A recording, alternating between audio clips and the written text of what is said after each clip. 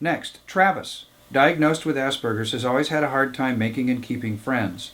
In his own words, he always ends up pushing them away and smothering them. He would like to learn how to differentiate between all the different levels of friendship, such as an acquaintance, a work friend, or a casual friend. And this is from Candace Evans at Autism Hangout. Okay. From my clinical experience, a person with Asperger's has one of three ways of coping with social confusion and social inclusion.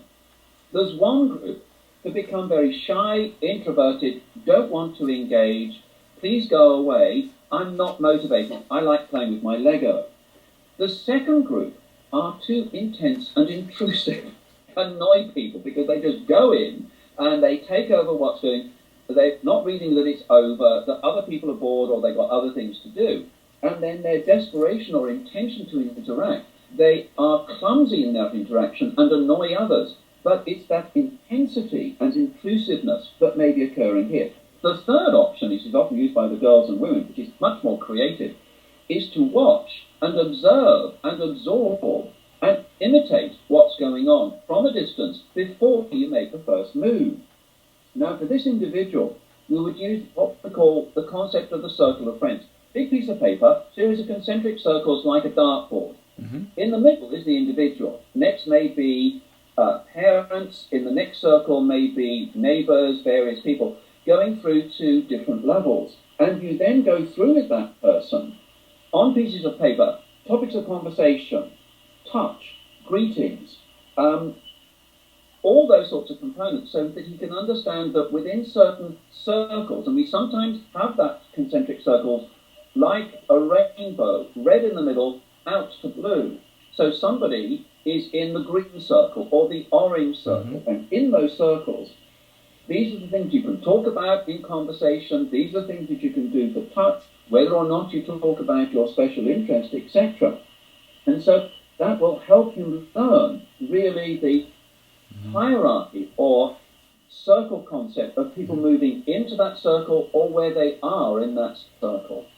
But he needs guidance on that. But also, he may need an opportunity to have his conversations videotaped and to see how he's perceived by other people. And you focus then on what he did right, mm-hmm. but then go through where he may have missed a cue, and then you can replay it, freeze it, and show him what he may have missed. This is from Ilya at Autism Hangout. I'm writing regarding a significant challenge for our 9-year-old son who's diagnosed with Asperger's. The concern is internal, scripted, and extended imagined play that presents itself in two ways. First, as inattention when independently completing a multi-step task, such as getting ready in the morning. And second, as social disengagement when playing on the playground during recess. He has a tendency to engage in internal imaginative play. To address the issue of completing multi-step tasks, we have tried multiple strategies with limited success. We've tried checklists, timers, and rewards. To address the impact on participation in social settings, I've worked with the school. However, he's expressed a strong preference for continuing with his imaginative play. We have thought that his behavior may be his means of managing anxiety. What is the best way to address these behaviors? This is from Ilya at Autism Hangout. Okay, well, he's probably enjoying his imaginative play as one of the greatest experiences in his life. One thing that those with Asperger are very good at is imagination. Another thing they're very good at is worrying. But that imagination can be a wonderful way of coping if you're bored and you escape into the world of imagination where you're successful and your intelligence is appreciated and you do all sorts of things. It's also an escape mechanism when you're overwhelmed or confused, like the playground. Too much going on, I'll escape into my imagination, it's safe. But it also acts as a thought blocker if you are anxious because you escape the reality of the situation and so on. So it has many functions for him. As he's 9 years old, he hasn't yet got the cognitive maturity to stop it. So I'm afraid an external voice, an adult, needs to remind him gently to get back to the task in hand. It's really something that he has as part of his character. Psychologically, it's a good coping mechanism. It's a wonderful one. The trouble is it's so good, so enjoyable, and so effective, he finds it very difficult to switch it off. Now, it can only be switched off by an adult. not cross with him, but just say, call him his name. You need to call his name first and say, you need to get back on task or whatever it is. It does seem to suggest that he is overwhelmed in situations. So I need people to have a look at, is it too much socializing at recess? Is he anxious about his school performance? Why is he needing to switch off and escape into his imagination? Mm-hmm. So I would explore it further in that way, because it's his way of saying, I'm finding this situation very difficult to cope with. Mm-hmm. There are some people, and even members of my family, that are just plain bullies when it comes to the way they treat my autistic sister. They say nasty things and sometimes use her as a convenient target because they know she doesn't say anything back. It's overwhelming for her. She becomes intimidated and does not repel these attacks very well, as she tends to freeze up. Then she feels bad because she feels she didn't handle the situation well. I've tried to explain to family members, with my sister's permission, why she is the way she is, and I've told them about her Asperger's, hoping it would help them make them more sympathetic to her. But sadly, it has not changed things. My question is, what is a good way for people on the spectrum to learn how to deal with bullies like these, especially when they're alone? This is from Inkspot at Autism Hangout. I think, first of all, to congratulate her for not retaliating, not playing the retaliation game, which I'm afraid the other guys are going to win. So I think she's very wise not retaliating. The trouble is, she's believing them. She's taking on board the suggestions that they make about her, and she's thinking that this must be real. But in fact, what these relatives are showing is that clinically they have a poor ability to judge characters. In fact, as psychologists, they are bloody hopeless. In other words, they can't see the qualities that she's got, the heroic way that she's coping, and there's none so blind as those who won't see. And I'm sorry, you can't change them. The person who sent this in, I think, in many ways can try and repair some of the things that other family members have said and say, look, they really don't understand you.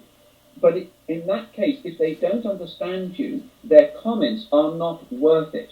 It's important not to get upset by it.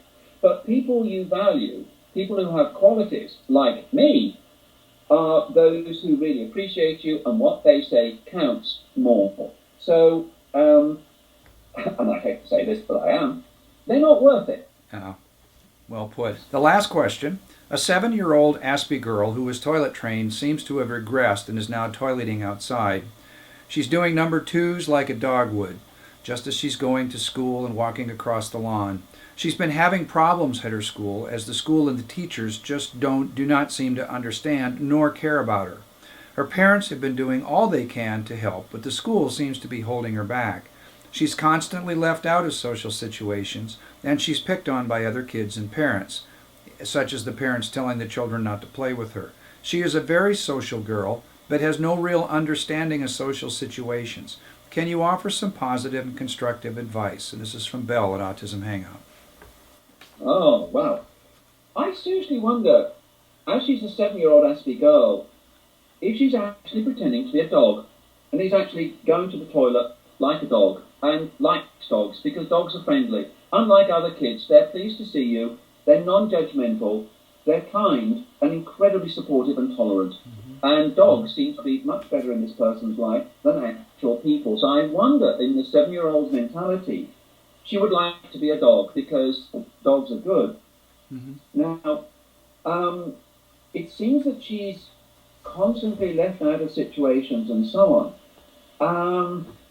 But she's very social. The solution is going to come in finding 1 or 2 kids that can adopt her, support her, and include her, and value her for who she is. I'm very concerned that she's picked on, she's likely to absorb what they say, and later on when I look at the teenagers and some of their depressive issues, and I ask them about what thoughts you have going through your mind when you're feeling so sad, and they tell me what their thoughts are, and I think, well, your parents never told you that. You got that from other kids. In other words, you started to believe them, and those seeds have borne fruit later on. Mm-hmm. So it's very important that the peer group are supportive to her. And I think she's just finding a way of escaping from the situation.